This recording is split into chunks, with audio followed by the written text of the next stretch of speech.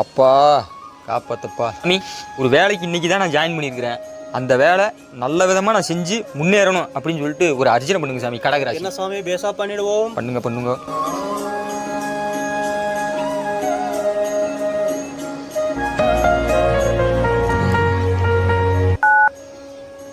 Hello தம்பி, போயிட்டியா கோயிலுக்கு? ஆமாண்ணே, வந்துட்டேண்ணே. கோயிலில் சாமி விட்டுருக்கேண்ணே. ஆமாண்ணே. அப்படியே அர்ச்சனத்தில் ஒரு 100 ரூபா காணிக்கு போட்டிருப்பா. இது 100 ரூபா தட்டில் போடுறதா? 100 ரூபா எதுக்குங்க நான் போடுங்க? தம்பி, முத வேலைக்கு வர அதெல்லாம் பார்க்காதப்பா, போடு 100 ரூபா காணிக்கு போட்டுரு. அப்படி சொல்கிறீங்க சாமி? ஐயர் இருக்கிறாரா? இருக்காருண்ணே. அவர்கிட்ட ஃபோனை கொடுப்பா. அவர்கிட்டயா? இந்த ஒரு நிமிஷம் சாமி, குமாரண்ணன் பேசணுமா?